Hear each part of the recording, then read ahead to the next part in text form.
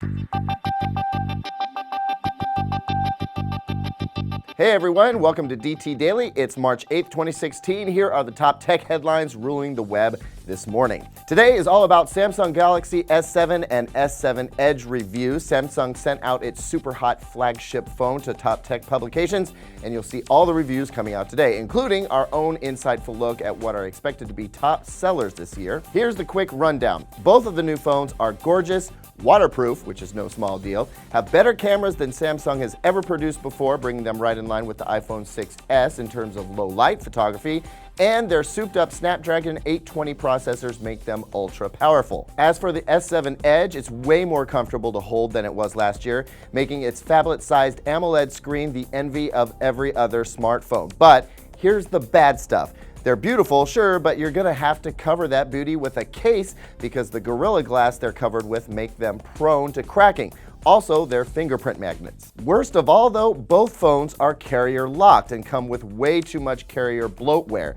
That's a deal breaker for a lot of folks and a shame in this day and age. There's more insight where that came from, so be sure to check out our full reviews for both phones at the links below. Broadband internet used to be a luxury, but these days it's closer to a necessity. At least that's how the FCC feels about it. Today in Washington, Tom Wheeler, head of the FCC, issued a finalized proposal for a $9.25 subsidy for low-income Americans to get broadband internet access. The plan is part of a proposed revamp of Lifeline, an existing program which helps low-income Americans get access to all sorts of telecommunications.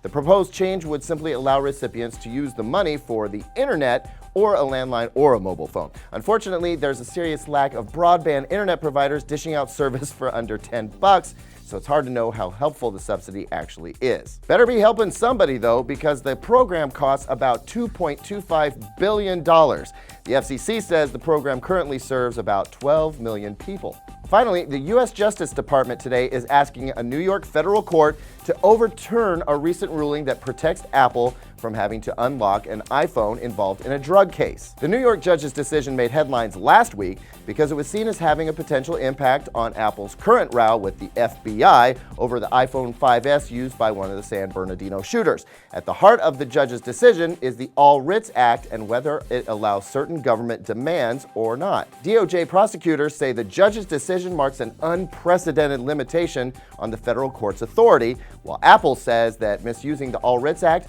will start us all down a slippery slope that puts our right to privacy in jeopardy. And so the plot thickens. Apple is due back in court over the San Bernardino case on March 22nd, so you can bet the issue is going to blow up again right around that time. Man, it's a dicey deal, and the whole world is watching right now. How do you think this is going to shake out? You can be part of the conversation in the comments section below. That's it for DT Daily today. Please take a second to like us on Facebook or subscribe to our YouTube channel. We'll see you again right back here tomorrow.